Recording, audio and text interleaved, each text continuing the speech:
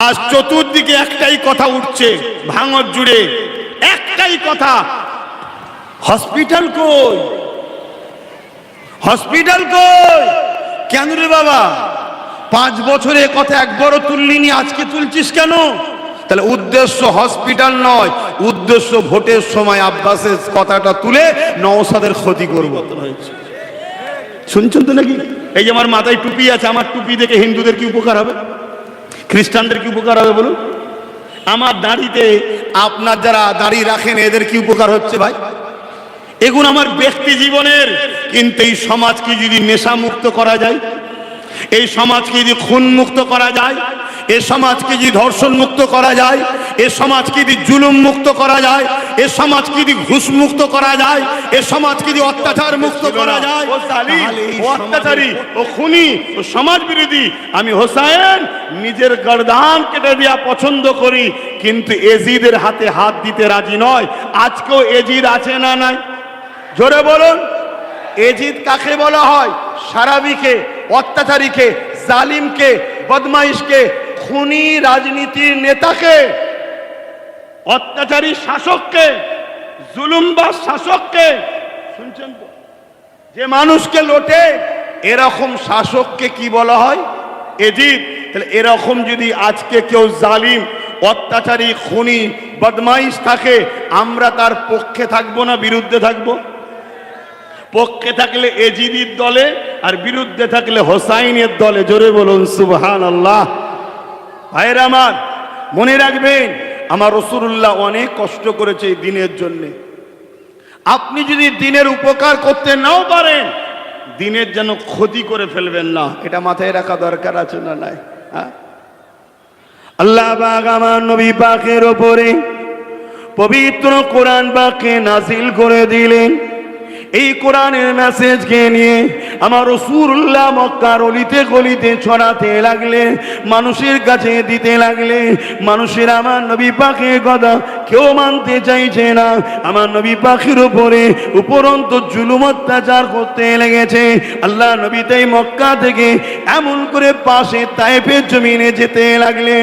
তায়েফের মানুষের কাছে গিয়ে আল্লাহর বাণী কালামুল্লাহ শোনাবে, এই জন্য রাসূলুল্লাহ তায়েফের মানুষের কাছে যেতে লাগলো, কোরআনের মেসেজ দেবে বলে। মন দিয়ে শুনবেন, মন দিয়ে শুনবে। আল্লাহ রাসূল নবী, দয়ার নবী এই তায়েফের জমিনে যখন যেতে লাগলো, ওই তায়েফের মানুষেরা আল্লাহ নবী নূর নবী দয়ার নবীর উপরে কি অন্যায়, কি জুলুমটা করেছে আমরা সবাই জানি। বড় বড় পাথর নিয়ে আল্লাহ নবীকে তায়েফের মানুষেরা মেরেছে। নবী পাকের শরীর মোবারক থেকে রক্ত ঝরে ঝরে জমিনে পড়তে লেগেছে। আল্লাহ নবী তায়েফের জমিনে অজ্ঞান অচৈতন্য হয়ে পড়ে গেল। এ যুবকেরা, তরুণেরা, বাপেরা, এই কোরআনের মেসেজ দিতে গিয়ে আল্লাহ নবী মার খেয়েছে। এই কোরআনের মেসেজ পৌঁছাতে গিয়ে আল্লাহ নবী আঘাত পেয়েছে। এই কোরআনের মেসেজ পৌঁছাতে গিয়ে আল্লাহ নবী অজ্ঞান হয়ে গেছে। নবী আমার সেই কোরআনকে দুনিয়ার মানুষের কাছে পৌঁছে দিয়েছে। কোরআন কোনো কিতাব নয়, কোরআন হলো কালামুল্লাহ, আল্লাহ পাকের কথা। কোরআন কি শিক্ষা দিয়েছে? কোরআন তাওহীদের শিক্ষা দিয়েছে, কোরআন রিসালাতের শিক্ষা দিয়েছে, কোরআন মা বাপকে সম্মান দেওয়ার শিক্ষা দিয়েছে, কোরআন এতিমের হক দিবার কথা বলেছে, কোরআন বিধবাদের মর্যাদা দিবার কথা বলেছে, কোরআন মানুষকে ভালোবাসার কথা বলেছে, কোরআন ভ্রাতৃত্বের কথা বলেছে, কোরআন ঐক্যের কথা বলেছে, কোরআন পিপাসিত মানুষের পিপাসা মিটাতে বলেছে, কোরআন ক্ষুধার্ত মানুষকে খানা খাওয়াতে বলেছে, কোরআন গরিব দুঃখীকে সাহায্য করলে কিয়ামতের দিনে জান্নাত পাওয়া যাবে বলেছে। কোরআন কি বলেছে? নিজের মাতৃভূমিকে ভালোবাসার কথা বলেছে। কোরআন কি বলেছে? ইনসাফ, ইনসানিয়াতের কথা বলেছে, প্রেম, ভালোবাসা, ঐক্যের কথা বলেছে। এ যুবকেরা, তরুণেরা, বাপেরা, আজকের দিনে এই কোরআনকে বিশ্বজুড়ে মিটাবার পরিকল্পনা হচ্ছে না হয়নি? জোরে বলুন, হচ্ছে না হয়নি? আপনারা কোরআনের পক্ষে না কোরআনের বিরুদ্ধে? কারা পক্ষে হাত তুলে সাক্ষী দেন? নারে তাকবীর, নারে তাকবীর। কোরআন শরীফ, কোরআন শরীফ, কোরআন শরীফ। তাহলে কোরআন শরীফ মানে জিন্দাবাদ, জিন্দাবাদ মানে বেঁচে থাক, দীর্ঘ আয়ু হোক, তাই তো নাকি? এর পক্ষে তো নাকি? এই কোরআনের জন্য রাসূল মার খেয়েছে, এই কোরআন ইনসাফ, ইনসানিয়াত, প্রেম, ভ্রাতৃত্ব, ঐক্য, ভালোবাসা, সম্প্রীতি, সৌহার্দ্য, মানববন্ধন এই শিক্ষা দিয়েছে। এই কোরআন জুলুম মুক্ত, নেশা মুক্ত, খুন মুক্ত, ধর্ষণ মুক্ত সমাজ গড়ার কথা বলেছে। জোরে বলুন সুবহানাল্লাহ। তাহলে এই কোরআনের বিরুদ্ধে ষড়যন্ত্র বিশ্বজুড়ে চলছে না চলে না? আপনারা কি ষড়যন্ত্রকারীদেরকে সাপোর্ট করবেন না ষড়যন্ত্রকারীদের ষড়যন্ত্রকে ভেঙে চুরমার করবেন? এর জন্য ঐক্যের দরকার আছে না নাই? এই শিক্ষাটা দিয়া কি আব্বাস সিদ্দিকীর ভুল হবে? কিন্তু এই শিক্ষা দিলেও বলবে রাজনীতি করছে। তা চলো তোমার কথাই মেনে নিলাম, আমি করছি, স্বীকার করেছি তো। কিছুদিন আগে বলেছিল আব্বাস সিদ্দিকী পয়সা তুলে খেয়ে ফেলছে। আমি লাস্টে জলসায় গিয়ে লোকের কাছে বলেছি চা খাবো 100 কোটি টাকা দে, পান খাবো, খাবার খাবো দে, দিয়েছে না দেয়নি? তা আমি তো লোকের কাছে লিখছি রে বাবা, তুই তো বলার কিছু নেই। আর আমি আমার বাপের কাছে লোবো, আমার মায়ের কাছে লোবো, আমার ভাইয়ের কাছে লোবো, আমার বোনের কাছে লোবো, তুই নাক গলাচ্ছিস কেন? তোর এখানে সমস্যা হচ্ছে কেন? ওর বুক ফেটে গেছে যে আমাকে তো দেয়নি, আমাকে তো দেয়নি, তোকে দেবে কি করে? তুই তো জালিম, তুই তো খুনি, তুই তো চরিত্রহীন, তুই তো সমাজ বিরোধী, তুই ইসলাম বিরোধী, তুই কোরআন বিরোধী, তুই রসুল বিরোধী, তুই মানবতার বিরুদ্ধে, তুই নারীদের বিরুদ্ধে, তুই দেশের বিরুদ্ধে, তুই সংবিধানের বিরুদ্ধে। তোকে তো কেউ পয়সা দেবে না, তোকে শুকরিয়া আদার কর যে জুতো ছড়ে নে, তুই ওইটার পাওয়ার উপযুক্ত। শুকরিয়া আদায় কর যে এখনো আল্লাহ তো সেই দিন দেয়নি, তবে আগামীতে সেই দিন তোর আসবে ইনশাআল্লাহ। ভাইরা, নওজওয়ানেরা, কোরআনকে যারা ভালোবাসে তাদের জন্য কি মেসেজ দিয়েছে আল্লাহ, ওই মেসেজটা একটুখানি দিয়ে যায় আপনাদেরকে। শুনছেন তো? এ যুবকেরা, যারা কোরআনের বিরুদ্ধে হবে, যারা কোরআনের সঙ্গে গুস্তাখি করবে, যারা কোরআনের সঙ্গে বেয়াদবি করবে, এরা বেঈমান কাফের হয়ে যাবে, এরা জালিমদের অন্তর্ভুক্ত হয়ে যাবে। এদের পা দুটোকে আসমানের জমিনের উপরের দিকে করে দিয়ে, জমিনের দিকে মাথা করে দিয়ে, এমন করে এদেরকে খিসড়ে খিসড়ে টেনে টেনে জাহান্নামে নিয়ে যাবে। আপনারা কি কোরআনের গুস্তাখি করতে চান? কোরআনের সঙ্গে বেয়াদবি করতে চান? কোরআনের সঙ্গে দুশ্মনী করতে চান? দুশ্মনদের ঘরে সহযোগিতা করতে চান? যদি চান, দুনিয়া তো পরীক্ষা জায়গা বাপ। আল্লাহ পাক কিয়ামতের দিনে জমিনের দিকে মাথা করে, পা দুটো উপর দিকে করে টেনে টেনে জাহান্নামে নিয়ে যাবে। এটা কোরআনের দুশ্মনদের জন্যই শাস্তি রয়েছে। আর চলে আসেন, আর কোরআনকে কেউ যদি ভালোবাসে, কোরআনের প্রেমিক হয়, কোরআনের পক্ষে দাঁড়ায়, কোরআনের পক্ষে আওয়াজ তোলে, আমার আল্লাহ তার জন্য কি মর্যাদা রেখেছে এটা শোনে। আমার আম্মা জানেরা, আমার বোনেরা, বাপেরা, ভাইয়েরা, ওই কিয়ামতের দিনে কোরআন আল্লাহ পাক লৌহে মাহফুজে যেটা রেখেছে, ওই কোরআনকে দীর্ঘ 23 বছর ধরে ধারাবাহিকভাবে আমার রাসূলুল্লাহর উপরে আল্লাহ নাজিল করেছে। যে কোরআনকে হেফাজতের দায়িত্ব আল্লাহ পাক খোদ নিজে নিয়েছে। এই দুনিয়া থেকে হাজারবার কোরআনকে মিটাবার চেষ্টা করেছে, কিন্তু কোরআনকে মিটানো সম্ভব না। কেন? কোরআনের হেফাজতে দায়িত্ব স্বয়ং আল্লাহ নিয়েছে। এই যে হাফেজ সাহেব ভাই বসে আছে, ইনার সিনার মধ্যে আল্লাহ কোরআন রেখে দিয়েছে। এখান থেকে মিটাবি কি করে? আর উলামাদের মধ্যে আল্লাহ নাহু সরফের জ্ঞান দিয়ে দিয়েছে। ইনি যদি কোরআন বলে আর উলামারা লিখে দিতে পারবে। এ যুবকেরা, তরুণেরা, পৃথিবীকে চ্যালেঞ্জ দিচ্ছে, আসো না দেখি কোন কিতাব এমন একটা রয়েছে, সব কিতাবগুলোকে লাইব্রেরিতে ভরে তালা মেরে দেওয়া হোক। এবারে চলে আসো, তুমি তোমার কিতাব লিখে লাও, তুমি তোমার লিখে লাও, তুমি তোমার লিখে লাও, আর আমরা কোরআন লিখবো। হাফেজ পড়বে, উলামা লিখবে। লিখার পরে তোমার যে নুসখা, ওই কোরআনে তোমার যে কিতাব ওই লাইব্রেরির মধ্যে রয়েছে, ওটাকে বার করে মিলানো হবে। একমাত্র কোরআন ছাড়া দ্বিতীয় কোনো কিতাবকে আর লিখতে পারবে না। আরো জোরে বলুন সুবহান। কোরআন ছাড়া কোনো কিতাব কেউ মুখস্থ করতে পারে না। একমাত্র কিতাব কোরআন, যা যে জবর নোক্তা পেজ হরফ একদম আল্লাহ হাফেজদের সিনার মধ্যে রেখে দিয়েছে। বলুন সুবহানাল্লাহ। সেই কোরআনকে মিটাবার ষড়যন্ত্র যুগে যুগে হচ্ছে না হয়নি? যারা ষড়যন্ত্র করছে, এই ষড়যন্ত্রকারীদের ষড়যন্ত্রকে ভেঙে চুরমার করে দিবার দরকার আছে না নয়? এখানে আলেমদের ভূমিকা থাকা দরকার আছে না না? কিন্তু আজকের কোন আলেম যদি কোরআনের বিরোধীকারীদের সাথ দেয়, কোন আলেম যদি কোরআনকে মিটে যাবে যারা বলে তাদের সঙ্গে সাথ দেয়, জানতে হবে ও উলামা খায়রুল উলামা নয়, শাররুল উলামা, বুরাই খারাপ উলামা, যারা প্রথমে জাহান্নামে যাবে। কথা শুনছেন? হাদিস পাকে আছে উলামা দুই ধরনের, একটা খায়রুল, একটা শাররুল। খায়রুল উলামা বেহিসাব জান্নাতে যাবে, এবং তার সাথীদের সাথে যারা দুনিয়ায় সম্পর্ক রেখেছিল ওই উলামাদের সাথে তারাও জান্নাতে যাবে। জোরে বলুন সুবহানাল্লাহ। আর একটা হলো খারাপ উলামা, যারা প্রথমে জাহান্নামে যাবে, ওর সাথীরা ওর পিছু পিছু যাবে। ভাবছেন এ দুনিয়া পরীক্ষার জায়গায়? আপনাকে আমি বলবো না মসজিদে ঢুকে বসে থাকেন, যেমন মসজিদে যেতে হবে নামাজ পড়ার জন্যে, কারবার ব্যবসা বাণিজ্য করতে হবে, সব কিছুই করতে হবে। আপনাকে সমাজকে দেখতে হবে, সংসার দেখতে হবে, বিবাহ করতে হবে, সন্তান হবে তাদেরকেও দেখতে হবে, বিজনেস করতে হবে, সব কিছুই করতে হবে। কিন্তু আপনি যদি আখিরাতের বিশ্বাসী হন, আল্লাহর বিশ্বাসী হন, আমি আপনাকে বলবো আপনি কোরআনের রাস্তায় চলুন। হ্যাঁ, রাষ্ট্রনীতি করতে হবে, রাজনীতিও করতে হবে।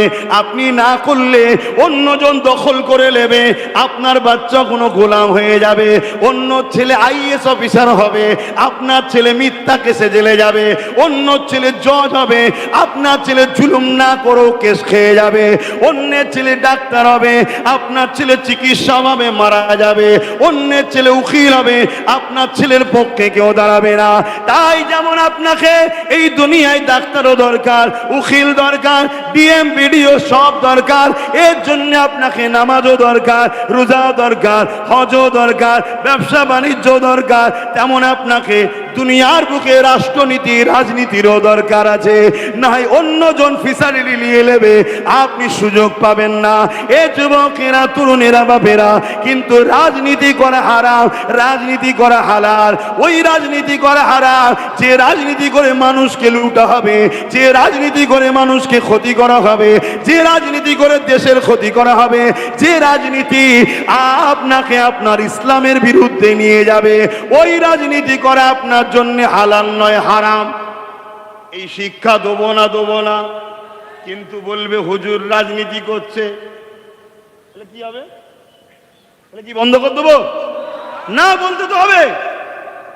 কেউ না শুনুক, আমার ভালোবাসার বাপগুলো তো শুনবে, কেউ না শুনুক আমার মা গুলো তো শুনবে, কেউ না শুনুক আমার বাপ ভাই তো শুনবে। তাহলে কোরআনকে যারা প্রেম করে, ভালোবাসে, তাদের কি লাভ হবে একটু শোনা দরকার আছে না নাই? আল্লাহ নবী জানিয়ে দিলেন কিয়ামতের দিনে কোরআনকে সুন্দর করে সাজিয়ে দেওয়া হবে। ওই কোরআন আল্লাহ পাকের আরশে আজিমের নিচে যেতে লাগবে, হাঁটাহাঁটি করতে লাগবে। মন দিয়ে শোনেন, মন দিয়ে শোনে। এ যুবক, হালকা বয়সে ভুল করে ফেলেছো, কিন্তু কোরআনের দুশ্মনী যদি না করো, এখনো তোমার রাস্তা রয়েছে। মন দিয়ে শোনো, ওই কোরআনকে আল্লাহ বলতে লাগবে, এ আমার কালামুল্লাহ, আজকের কঠিন দিনেতে, যেদিন বাপ ছেলের নয়, ছেলে বাপের নয়, মা মেয়ের নয়, মেয়ে মায়ের নয়, স্বামী স্ত্রীর নয়, স্ত্রী স্বামীর নয়, কেউ কারো হবে না। দাদাকে পাওয়া যাবে না, দিদিকে পাওয়া যাবে, ওইখানে কারো দাদাগিরি চলবে না। এই কঠিন দিনে আল্লাহ নবী জানিয়ে দিলে, যারা দুনিয়ার বুকে কোরআনকে মহব্বত করেছে, কোরআনকে সিনায় লাগিয়েছে, কোরআনের জন্য কথা বলেছে, কোরআনের জন্য লড়াই করেছে, কোরআনের পক্ষে দাঁড়িয়েছে, আমি রাসূলুল্লাহ জানিয়ে জানিয়ে দিলা কিয়ামতের দিনে কোরআন তাদের জন্য বলবে, আল্লাহ দুনিয়ায় যারা আমাকে মহব্বত করেছিল আজকে আমি তাদেরকে জান্নাতে দেখতে চাই। এখানে ছেলে বাপের হয়নি, বাপ ছেলের হয়নি, মা মেয়ের হয়নি, স্বামী স্ত্রীর হয়নি, কেউ কারো হয়নি। এই দিনেতে আমি কোরআন আপনার কাছে আশা রাখছি, আল্লাহ আমার প্রেমিকদেরকে জান্নাতে দেখতে চায়। আল্লাহ রসুল জানিয়ে দিলে কোরআনের প্রত্যেকটা পক্ষে যারা থাকবে আমার আল্লাহ কোরআনের খাতিরে তাদেরকে জান্নাতি করে দেবে। আরো জোরে বলুন সুবহান। এই জায়গায় দাঁড়িয়ে থেকে আমি আমার নবীর উম্মতদের, আমি আমার নবীর উম্মতিদেরকে সজাগ করানো দরকার আছে না নাই? হিন্দু ভাইয়েরা তারা তাদের ধর্ম, তাদের ধর্মগ্রন্থ তাদের কাছে, আমি তাদের ধর্মগ্রন্থের পক্ষে বিপক্ষে কোনো কথা বলা পছন্দ করি না। আদিবাসীরা তারা তাদের ধর্ম, তাদের ধর্মগ্রন্থ তাদের কাছে, যার ধর্ম তার কাছে পক্ষে বিপক্ষে আমি বলা পছন্দ করি না। ঠিক তেমনি আমার কোরআন আমার কাছে, আমার কোরআনের বিরুদ্ধে কেউ কথা বলবে এটা আমি কেন পছন্দ করব? তাহলে নবিয়ানা মেম্বারে, কোরআনের মেম্বারে মানুষকে তো জানানো দরকার। কি হলো, এত কি জমা দিচ্ছি, সময় কোথায় রে বাবা? হ্যাঁ, ও দোয়া চেয়েছে, দোয়ার সাথে নজরানা নেই বুঝতে পারিনি তো। শুনছেন তো? হ্যাঁ বলো তো, হাত পেতে নাকি টাকা লি। এই হাত পেতে টাকা কই? কাগজ তো দিচ্ছে, বলে না? আর তুই একবার হাত পা থুতু ছাড়া অন্য কিছু দেবে না, যা। তো ভাইরা আমার, আমি মূল জায়গা থেকে সরে যাচ্ছি। তাহলে আজকে কেউ যদি বলে কোরআন শেষ হয়ে যাবে, আমার উন্নতি শেষ হবে না, এই কথাটা যে বলবে সে কোরআনের বন্ধু না দুশমন?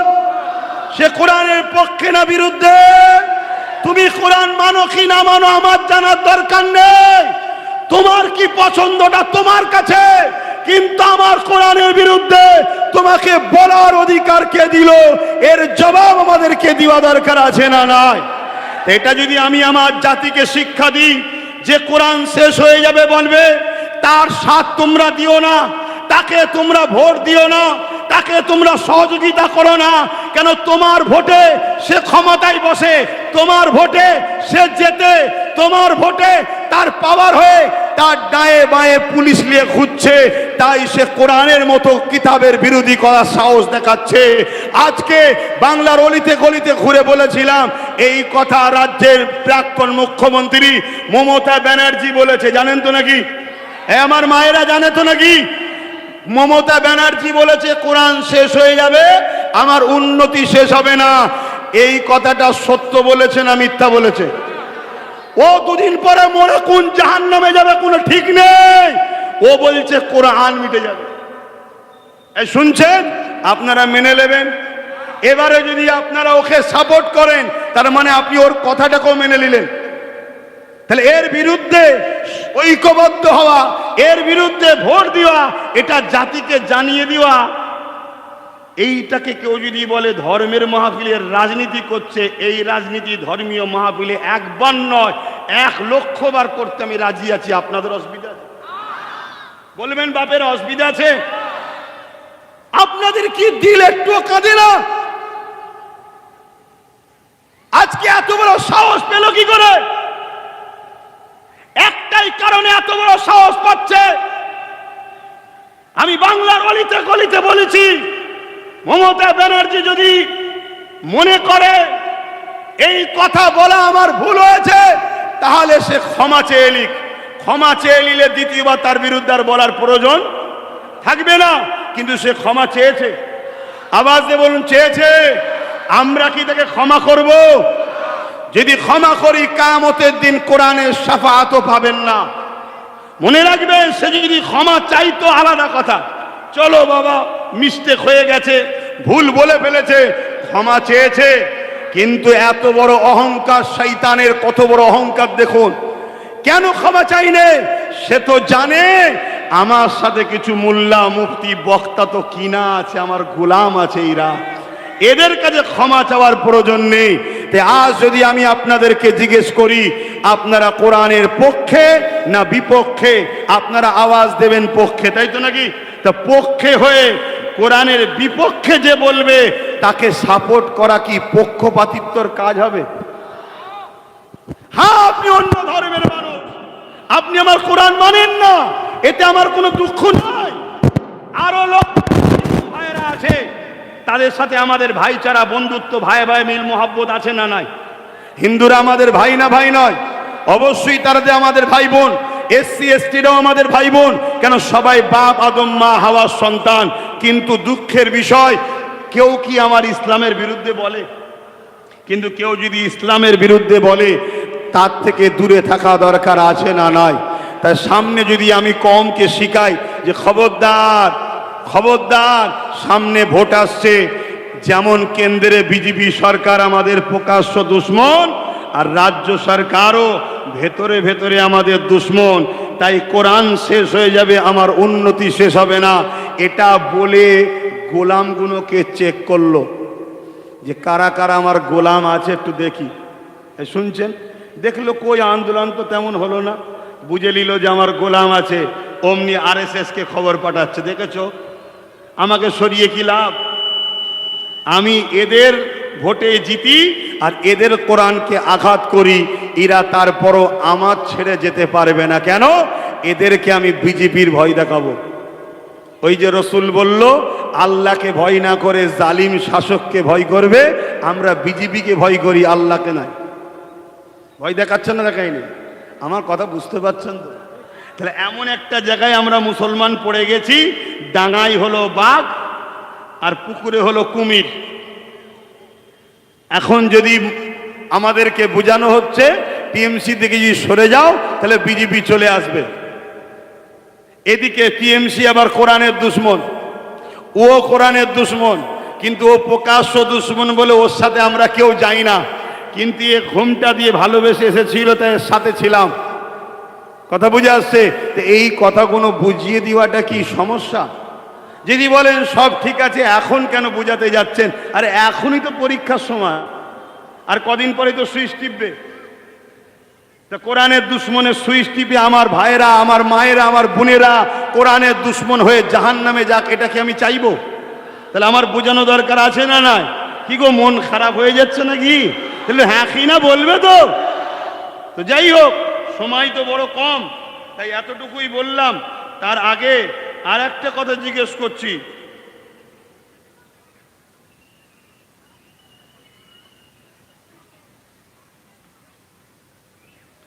হ্যাঁ, যিনি বলছে তিনার সাথে আমাকে পার্সোনাল যোগাযোগ করান।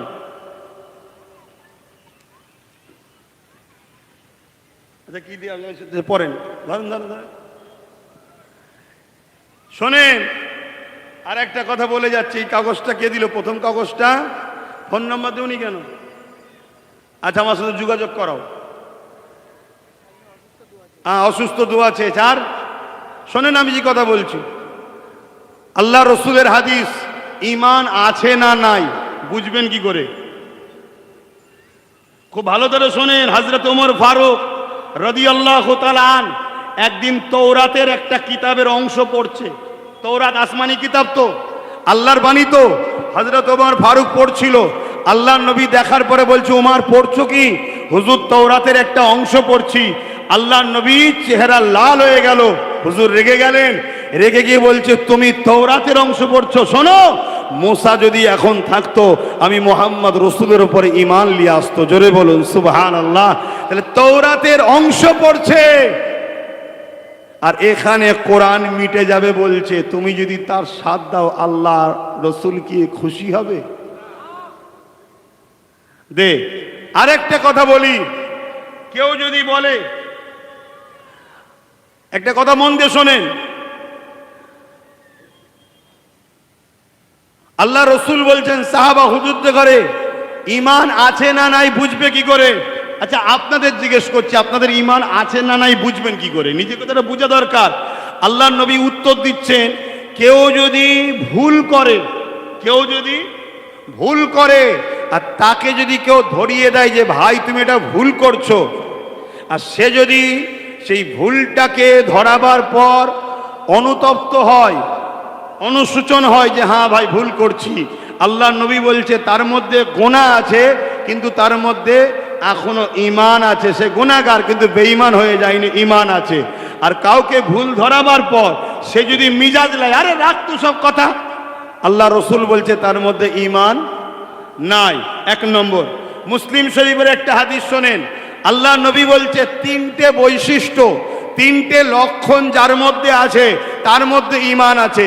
এই তিনটের মধ্যে কোনো একটা যার মধ্যে নাই তার মধ্যে ঈমান নাই। মন দিয়ে শুনছেন তো?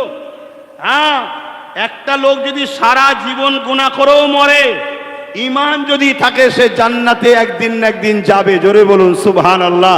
আর যার ঈমান নেই সে কোনোদিন জান্নাতে যাবে না। তিনটে লক্ষণ, তিনটে বৈশিষ্ট্য কি? নাম্বার ওয়ান, অন্যায় দেখলে হাত দিয়ে রুখবে। যদি হাত দিয়ে রুকার বৈশিষ্ট্য না থাকে। নাম্বার টু, কমসে কম অন্যায় দেখার পরে সে মুখ দিয়ে প্রতিবাদ করবে, জানবেন তার মধ্যেও ঈমান আছে। যদি মধ্যে প্রতিবাদ করতে নাও পারে, কমসে কম অন্যায় দেখার পরে অন্তর থেকে ঘৃণা করে দূরে সরে যাবে। যদি এই তিনটের মধ্যে কোনোটা না থাকে, আল্লাহ রসুল বলছেন তার মধ্যে ঈমান, জোরে বলুন, নাই। মুসলিম শরীফের আর একটা হাদিস শোনেন, আল্লাহ নবী বলছেন কোন মুসলমান যদি জালিমকে, অত্যাচারীকে, জালিম অত্যাচারীকে চিনার পরও তার যদি সাথ দেয় শক্তিশালী করার জন্যে, শুনছেন তো? আর 5 মিনিট লোবো, কেন আজানের সময় হয়ে আসছে। মুসলিম শরীফের হাদিস, নবীর হাদিস মানবেন না?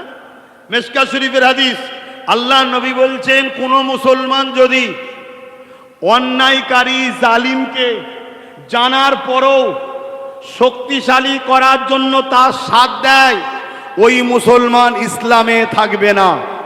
আর যে ইসলামে থাকবে না তার দাড়ি, তার টুপি, তার নামাজ, তার রোজা, তার হজ কোনো কাজে লাগবে। তাহলে আজ আমি জানতে চাইছি, যদি কেউ আইন তৈরি করে, যদি কেউ নয়, কেন্দ্রের বিজেপি সরকার ওয়াকাফ কালা কানুন করে ওয়াকাফ মসজিদ মাদ্রাসাকে মিটাতে চাইছে, হ্যাঁ কি না? জোরে বলুন। এটা অন্যায় না অন্যায় নয়? এটা জুলুম না জুলুম নয়? এই জুলুমের বিরুদ্ধে ইমানদারের লক্ষণ হবে তিনটে, হয় হাত দিয়ে লড়বে, যদি হাতে ক্ষমতা না থাকে মুখ দিয়ে বিরোধী করবে, তা না ক্ষমতা থাকে অন্তর থেকে ঘৃণা করে বিজেপির থেকে সরে যাবে, তা না করে কোনো মুসলমান যদি বিজেপিকে শক্তিশালী করার জন্য ভোট দেয়, ওই মুসলমানের ঈমান থাকতে, জোরে বলেন, পারে না। দ্বিতীয় নম্বর চলে আসুন, বিজেপির ওই আইনকে রাজ্য সরকার, প্রাক্তন মুখ্যমন্ত্রী টিএমসি সরকার মেনেছিল না মানেনি? তাহলে এও মসজিদ মাদ্রাসা ওয়াকাফের বন্ধু না দুশ্মন? তাহলে এও জালিম না জালিম নয়? আল্লাহ রসুল বললেন জালিমকে জানার পরও শক্তিশালী করার জন্য কেউ যদি একে ভোট দেয়, শক্তিশালী করার জন্য যদি হয় নাকি, ওই মুসলমান ইসলাম থেকে বেরিয়ে যাবে। এই কথাটা আমার বাপকে, আমার মাকে, আমার ভাইকে, আমার বোনকে আব্বাস সিদ্দিকী জানানোর দরকার আছে না? না, তা ধর্মগুরু তো ধর্মীয় জালসা থেকেই তো বুঝাবে। আমার তো বলার জায়গা অন্য নেই, এটা তো হাদিসের কথা। তা হাদিসের কথা তো নবীর মেম্বার থেকেই বলবো। তাহলে একদিকে যেমন প্রকাশ্য বিজেপি দুশ্মন ইসলামের, অপরদিকে রাজ্যের টিএমসি সরকার ইসলামের দুশ্মন। এই আমার কথাই কারা একমত? হাত তুলে সাক্ষী দেন, হাত তুলে লম্বা করে সাক্ষী দেন। এই হাত সত্য তো? আমার কথাই একমত তো? আমার কথাই একমত? তা আপনারা নিজেরা বলেছেন ইসলামের দুশ্মন, এবারে সামনে ভোটের দিনে ওয়াকাফের দুশ্মনকে ভোট দেবেন? ইসলামের দুশ্মনকে ভোট দেবেন? জোরে বলুন, দেবেন? হাত তুলে সাক্ষী দেন কারা দেবেন না। হাত লম্বা করে তোলেন, হাত লম্বা করে তোলেন, ভোট দেবেন? হাত নামান। যদি ওই বাক্সের মধ্যে ঢুকে গোপনে সুইচ টেপেন 1000 2000 টাকা নিয়ে, এখন তো শুনছি ভাঙড়ের মানুষের মূল্য আর 1000 নেই, একটা একটা বুথে 1 কোটি দেবে বলছে। এত মূল্য বাড়ালো কে তোদের? নবী বংশের আওলাদ, নবী বংশের খানদানের ছেলেকে সাথে নিয়েছিস বলে আল্লাহ মূল্য বাড়িয়েছে। আগামী দিন আরো মূল্য ইনশাল্লাহ বাড়াবে। আমার কথা এক কথা হতে পারছেন তো? তো ভাইয়েরা আমার, খুব মন দিয়ে শোনেন, এই কথা কোনো জাতিকে জানাতে হবে কেন? আমার সিল, আমার নুরা আমার ভাঙবে মসজিদের গোড়া, আমার ভোট, আমার সহযোগিতায়, আমার ওয়াকফ আইনকে সাপোর্ট করেছে রাজ্য সরকার। আরে ও তো দুশ্মন আমার জানি, কিন্তু তোকে বন্ধু মনে করলাম, তুই ঘুমটা দিয়ে এলি আপন মনে করলাম, কিন্তু আজকে তুই দেখছিস ওর সাথে মিলেমিশে আছিস, আবার তুই বলছিস বিজেপি চলে আসবে। আরে বিজেপিকে রুখার জন্য একটা ইমানদারি যথেষ্ট, ঠিক না বেঠিক? কেন আমরা দেখেছি ফেরাউনকে আল্লাহ মিটিয়েছে, নমরুদকে আল্লাহ মিটিয়েছে, সাদ্দাতকে আল্লাহ মিটিয়েছে। আমরা আল্লাহর উপরে ভরসা করলে আমার আল্লাহ এ আজকের ফেরাউনকেও মিটিয়ে দেবে, ঠিক না বেঠিক? কিন্তু দুঃখের বিষয় 2011-র আগে এই বাংলায় বিজেপি ছিল, তাহলে 2011-র আগে এই গ্রামের পাহারাদার ধরুন ছিলাম আমি, কোনোদিন বিজেপিকে ঢুকতে দিই এই গ্রামে। আর 2011-র পরে এই গ্রামের পাহারাদার ধরুন একে দিয়ে বলছে, একে দিলেন, খারাপ লিখনি ভাই, কেন জানি এমন এক দলের সঙ্গে উদাহরণ দিচ্ছি তোর মন খারাপ হয়ে যেতে পারে। ধরুন একে দিলাম, আর একে দেওয়ার পরেই হু হু করে ঢুকছে, তার মানে বুঝে নিতে হবে যে সেটিংয়ে আছে। কথা বুঝে আসছে না? নয়? তাই আমি সময় সংক্ষেপ একটা ধর্মগুরু হিসাবে আমার কওমকে, আমার জাতিকে সজাগ করব, অন্যের ধর্মের ওপরে আঘাত দেবেন না, অন্য ধর্ম নিয়ে সমালোচনা করবেন না। আমার হিন্দু হোক, আদিবাসী হোক, সাঁওতাল হোক, সবাই আমাদের ভাই বোন। কোনো যদি হিন্দু লোক আমাদের মাথায় দাঁড়াতে চায়, কাছে আসতে চায়, তাকে দেশ সেবার জন্য আমরা সাপোর্ট করতে পারি, কি তার কাছে এতটুকু আশা রাখবো, সে আমার ধর্মের উপকার যদি নাও করে, যেন আমার ধর্মের বিরোধী যেন না করে। কিন্তু কোনো মুসলমান ঘরের ছেলে দাবিদার যদি আমার ধর্মের বিরোধী করে, তার পক্ষে কি আমরা সাথ দিতে পারবো? জোরে বলেন। আজকে বড় দুঃখ লাগে, সর্বপ্রথম এই জাহান্নামের কুকুরটাই বলেছিল দিল্লি গিয়ে আন্দোলন করো, মনে পড়ছে না? বলেন। তাহলে আপনার ওয়াকফ ভাঙবে, আপনার কালা কানুন তৈরি করে আপনার মসজিদ মাদ্রাসাকে নিয়ে নেবে, আপনার কবরস্থানকে নিয়ে নেবে, আপনার দাদু দাদির কবরের উপরে বোল্ডুজার চলবে, আপনার খুদার ঘরের উপরে বোল্ডুজার চলবে, ভোট নেবে বাংলার ছেলেদের। আজ যখন আন্দোলন করার ব্যাপার আসবে, তখন দিল্লি চলে যেতে বলবে। তাহলে আজকে আমাদেরও উচিত এই জাহান্নামের কুকুরকে বলা, তুই ভোট আমাদের কাছে নিবি না, তুই দিল্লি গিয়ে ভোট চাইবে যা। এটা দরকার আছে না? এই কথা বললে আব্বাস সিদ্দিকী খারাপ না? আমি আমার মসজিদের স্বার্থে বলছি, আমার কবরস্থানের স্বার্থে বলছি, আমার ঈদগাহ স্বার্থে বলছি। বলবো না? বলবো না? যারা সেদিন আমার বিরোধী করেছিল যে হ্যাঁ ওকে, এই একটা মানুষকে কথা বলে, রিসেন্ট এখন কমেন্ট দেখছি অনেকে লিখছে যে না, আজকে বুঝতে পারছি আব্বাস সিদ্দিকী ঠিকই বলেছে। কেন? কদিন আগে একজন পাশে ও সহকর্মী, কেন দেখছি এখন তেল না দিলে যদি আমাকে না জিতায়, ওই তেল দিতে গিয়ে বলছে এটা আমাদের আল্লাহ। দেখেছেন না দেখেননি? জোরে বলেন, দেখেছেন না দেখেননি? কত বড় বেঈমান! আল্লাহর সঙ্গে যদি কোনো মানুষকে তুলনা করে বলে এটা আল্লাহ, আপনারা মেনে নেবেন? এর বিরোধী করার দায়িত্ব আছে না নাই? সেদিন ফেরাউনের পক্ষে ছিলেন না মুসা নবীর পক্ষে? সেদিনের নমরুদের পক্ষে না ইব্রাহিম নবীর পক্ষে? সেদিনে এজিদের পক্ষে না হোসাইনের পক্ষে? সেদিন মুজাদ্দেদ জামানের পক্ষে না ব্রিটিশদের পক্ষে? তাহলে আজকে যারা কোরআনের দুশ্মনী করবে, ওয়াকফকে মিটাতে চাইবে, তাদের পক্ষে না আপনাদের বাবাজি, আপনাদের ভাইয়ের পক্ষে? কার পক্ষে? আমার পক্ষে কারা? হাত তুলে দেখান। মা বোনেরাও আল্লাহকে সাক্ষী রেখে হাত তোলেন, আমাদের দেখাতে হবে না। আল্লাহকে সাক্ষী রেখে হাত তোলেন। পক্ষে আছেন? পক্ষে আছেন? হাত নামান।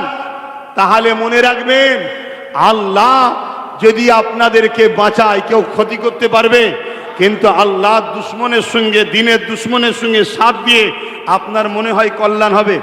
2020-তে বলেছিলাম নাম বাদ চলে যাচ্ছে, 2022-এ বলেছিলাম একটা দিন আসছে নাগরিকত্ব চলে যাবে, বলেছি না বলিনি? আজকে ঘটছে না ঘটেনি? কিন্তু অনেক মানুষ টেনশনে আছেন। আমি একটাই কথা বলবো, এই এসআইআরে আপনাদের নাম শুধু বিজেপি বাদ দিয়েছে না দিদি মুদি দুজনে মিলে? হাত তুলে দেখান, একজন না দুজন? যারা একজন বলবেন একটা আঙুল, যারা দুজন বলবেন দুটো আঙুল। দুজনে মিলেই বাদ দিয়েছে না দেয়নি? উদাহরণটা দিয়ে যাচ্ছি, কেন্দ্র সরকার তো আমাদের দুশ্মন রে বাপ জানি, কিন্তু সে অফিসার পাঠিয়েছিল, রাজ্য সরকার 90,000 অফিসার দিয়ে সেই অফিসারকে সহযোগিতা করেছে। তাহলে কেউ এই ঘরে কাউকে মারতে এসেছে আর এই গ্রামের 10 জন যদি তাকে সহযোগিতা করে, সেই 10 জন আসামি নয়? তাহলে ওরা আমাদের নাম কাটতে লোক পাঠিয়েছে, আর ইনি 90,000 অফিসার দিয়েছে, ইনি আসামি নয়? 250 কোটি টাকা খরচ করেছে, আসামি নয়? দ্বিতীয় নম্বর কথা, ইচ্ছা করে করে নাম বাদ দিচ্ছে, কেন জানেন? যাতে করে মুসলমান তো আমাদের সাথ দিচ্ছে না, এজন্য বাদ দিয়ে রেখে বাংলায় ঢোকার চেষ্টা করছে।